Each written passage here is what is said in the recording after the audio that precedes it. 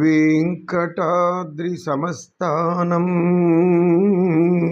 బ్రహ్మాండే నాస్తి కించన వెంకటేశ సమో దేవో న భూతో న భవిష్యతి.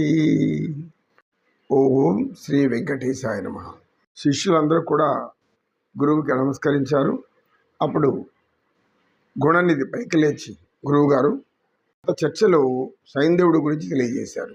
రామం అనే వినబడగానే భ్రాంతితో సూర్యాస్తమయం అయింది అనుకొని బయటికి వచ్చాడు. అతడు మరణించాడు. అయితే ఇది ఇలాంటి సంఘటనలు ఏమన్నా మాకు ఇంకొన్ని ఉంటే చెప్తారా అని అడిగాడు.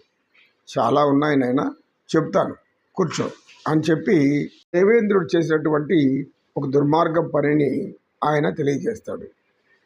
రామాయణంలోనే ఇంకొక సన్నివేశం ఉంది. గౌతమ మహర్షి యొక్క భార్య అహల్యాదేవి మహాపతివ్రత. అయితే ఆమె చాలా రూపవతి కూడా, చాలా అందంగా ఉంటుంది. ఆమె అందానికి తగిన గుణవతి కూడా. అటువంటి గుణము కలిగిన స్త్రీ భర్తను తప్ప వేరెవరిని తన హృదయంలో దైవంగా స్వీకరించదు. దేవేంద్రుడు ఆమెను ఎలాగైనా మాయమాటలు చేసి ఆమెను అనుభవించాలని కోరికతో ఎదురు చూస్తూ ఉంటాడు. మహర్షికి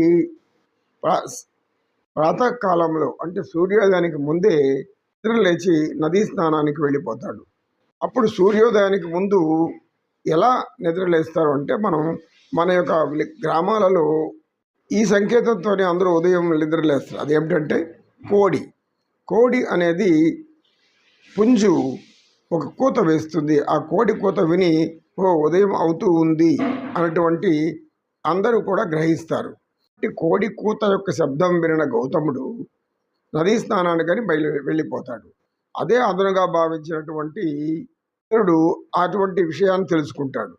మరుసటి రోజు కోడి కూయక ముందే తాను కోడిగా మారి కోడిలా కూస్తాడు. అప్పుడు గౌతమ మహర్షి తెల్లారిందనుకొని ఆయన వెళ్ళిపోయి నదీ స్నానానికి వెళ్ళిపోతాడు.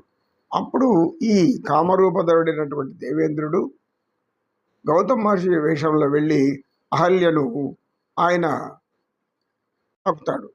నదీ స్నానానికి వెళ్ళారు కదా అంటే, ముగించుకొని వచ్చేసాను అని తన కోరికను వెళ్ళబెడతాడు. భర్తే కదా అని ఆమె ఇంకా సామాన్యంగా గుర్తించలేకుండా సామాన్య స్త్రీగా అక్కడ మారిపోయి ఆ విధంగా ఆమెను తన కోరికను తీర్చుకుంటాడు దేవేంద్రుడు.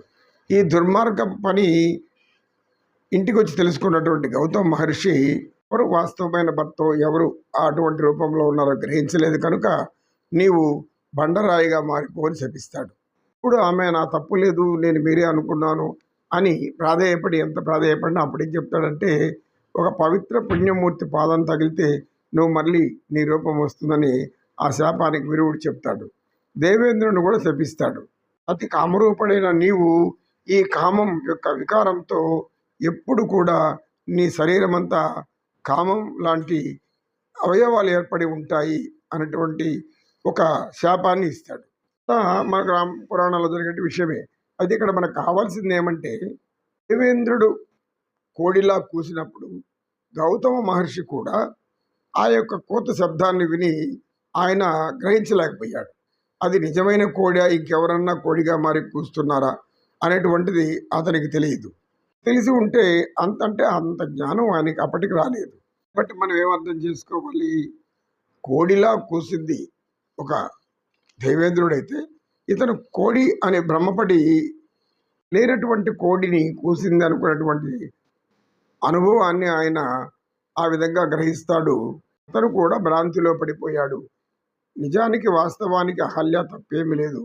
అకైతే మహర్షి మాత్రము తెలిసిన దానికి భర్త స్పర్శకు ఇతరుల స్పర్శకు తేడా తెలియదా అనేటువంటి ఆలోచనతో ఆమెను శపిస్తాడు. గౌతమ మహర్షి యొక్క బాధ్యత కూడా ఉంది.